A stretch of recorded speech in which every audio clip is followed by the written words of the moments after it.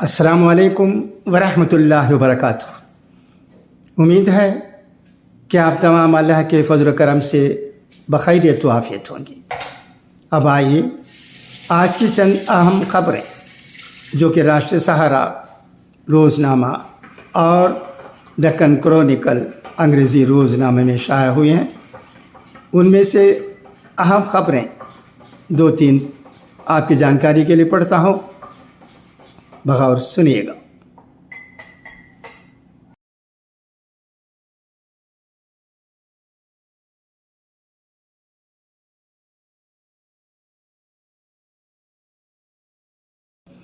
رمیش بدھوڑی استحقاق کمیٹی کے سامنے 10 اکتوبر کو پیش ہوں گے۔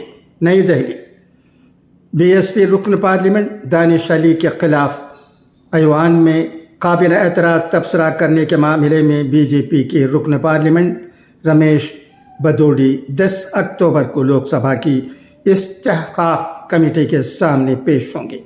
10 اکتوبر کو رمیش بدھوڑی استحقاق کمیٹی کے سامنے اپنا بیان ریکارڈ کرائیں گے۔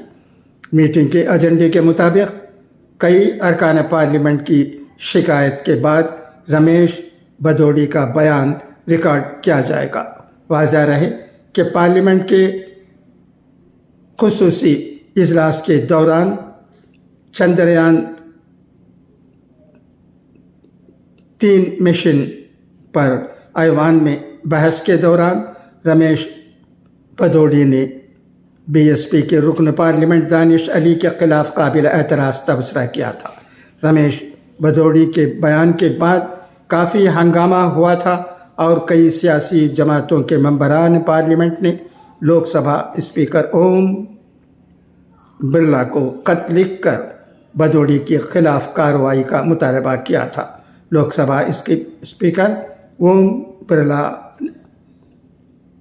نے انہیں موصول ہونے والی شکایات لوک سبھا کی استحقاق کمیٹی کو بھیج دی تھی۔ استحقاق کمیٹی کی صدارت بی جے پی رکن سنیل کمار سنگھ کر رہے ہیں۔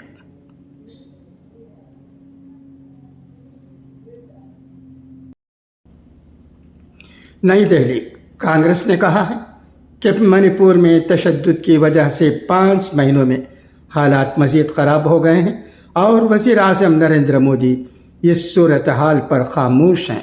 ریاست کے لوگوں کو ان کے حال پر چھوڑ دیا گیا ہے اور ان کے ساتھ انصاف نہیں کیا جا رہا ہے۔ کانگریس کے کمیونیکیشن ڈپارٹمنٹ کے سربراہ جے رام رمیش نے بدھ کو یہاں جاری ایک بیان میں کہا کہ 5 ماہ قبل 3 مئی کی شام کو منی پور میں نام نہاد ڈبل انجن حکومت کی تقسیم کی سیاست کی وجہ سے تشدد پھوٹ پڑا تھا۔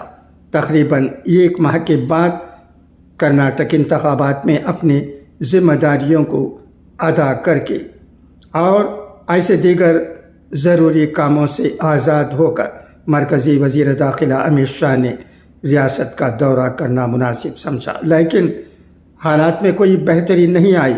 انہوں نے مزید کہا کہ در حقیقت صورتحال مزید خراب ہو گئی۔ سماجی ہم آہنگی مکمل طور پر بگڑ چکی ہے۔ ہر دوسرے دن پرتشدد جرائم کی ہولناک اطلاعات سامنے آتی ہیں۔ ہزاروں لوگ اب بھی راحت کیمپوں میں پھنسے ہوئے ہیں۔ مسلح افواج اور ریاستی پولیس کے درمیان جھڑپیں معمول بن گئی ہیں۔ انہوں نے کہا کہ اس کے باوجود وزیر اعظم اس معاملے پر مکمل طور پر خاموش ہیں۔ ریاست کے حالات خراب ہونے کے کافی دنوں بعد انہوں نے محض دکھاوے کے لیے 10 اگست کو لوک سبھا میں اپنی 133 منٹ کی تقریر میں صرف 5 منٹ سے بھی کم وقت کے لیے ریاست پر ایک تبصرہ کر کے محض رسمی کارروائی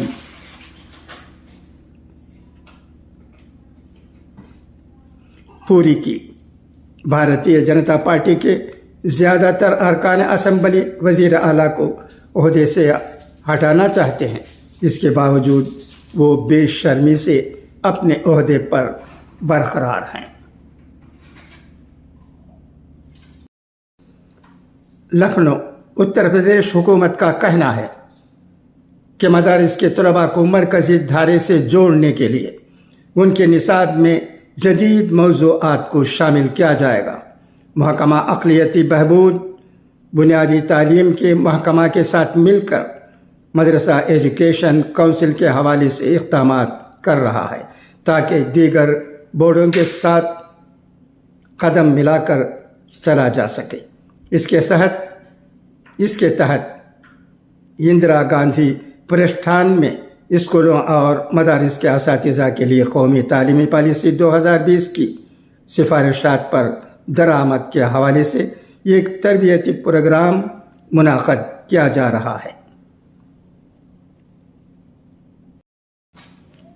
Deccan Chronicle report, Chennai, B J P state president K Annamalai has been diagnosed with lower respiratory tract infection of viral etiology with bronchospasm and prescribed bed rest for a period of 2 weeks, besides medicines, prompting postponement of the third phase of his Yanmakkal Yatra that was earlier scheduled to start on Friday.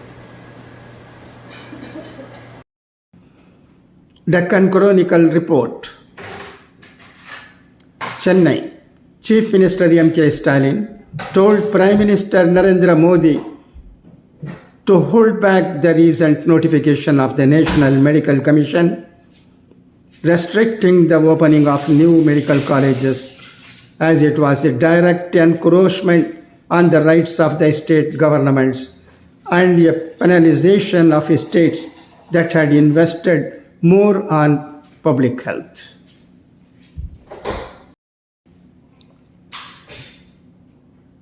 اب آئیے روزنامہ راشٹر سہارا کے ادارے میں کیا لکھا گیا ہے دیکھیں۔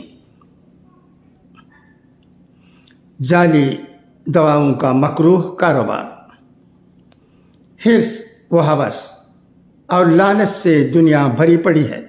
دنیا کا کوئی ملک ایسا نہیں ہے جہاں یہ خباثت ثلاثہ انسانی زندگی کے لیے سامان امتحان نہ بنتی ہوں، لیکن مہذب ملکوں اور قوموں میں زندگی کے چند ایسے شعبوں کو ان سے پاک رکھنے کی ہر ممکن کوشش کی جاتی ہے جن پر انسانیت کے تحفظ کا دار و مدار ہو۔ جدید ترین سرمایہ دارانہ مغربی ممالک بھی جن کا اخلاق وجود ہی مادہ کے گرد گھومتا ہے، وہاں بھی تعلیم و تعلم اور طب و سائنس جیسے مقدس شعبہ جات میں حرص و ہوس اور لالچ کی کارفرمائی محدود بلکہ مفقود ہوتی ہے۔ لیکن ہندوستان، جس کے خمیر میں روحانیت اور آدھیاتمکتا کا دعویٰ کیا جاتا ہے، وہاں حرص و ہوس اور لالچ اوج کمال پر پہنچی ہوئی ہے۔ بلا امتیاز زندگی کے ہر شعبے میں یہ خباثتیں اپنا کھیل کھیل رہی ہیں۔ تجارت و صنعت میں ان خباثوں کا اپنا ایک الگ ہی رنگ ہے۔ اس شعبے کا واحد ہدف منافع کا حصول ہے اور اس کے لیے اخلاق حد، قانونی پابندی، ضمیر کی آواز کوئی معنی نہیں رکھتی ہے۔ تجارت چاہے وہ اناجوں کی ہو یا دواؤں کی، ان کا اصل مقصد انسانی ضروریات کی تکمیل نہیں بلکہ کثیر منافع اکٹھا کرنا ہے۔ خاص کر دوا سازی کی صنعت میں منافع کی ہوس کا یہ رجحان نہ صرف کروڑوں لوگوں کی زندگیوں سے کھیل رہا ہے بلکہ ہندوستان کو پوری دنیا میں بدنام بھی کر رہا ہے۔ ہندوستان میں بنائی جانے والی دوائیں یا ہندوستانی کمپنیوں کی جانب سے غریب اور غیر ترقی یافتہ ملکوں میں بنائی جا رہی دواؤں کی بھاری مقدار جعلی اور غیر معیاری ثابت ہو رہی ہے۔ اب آئیے حضرت امام حسین رضی اللہ تعالیٰ عنہ کے اقوال زرین سنیں۔ ظالموں کے ساتھ رہنا بجائے خود جرم ہے۔ اپنے کام کے صلے کی واجب سے زیادہ امید نہ رکھو۔ دولت کا بہترین مصرف یہ ہے کہ اس سے عزت و آبرو کو برقرار رکھو۔ اچھا، تو اب اجازت، انشاءاللہ پھر ملاقات ہوگی۔ خدا حافظ، فی امان اللہ۔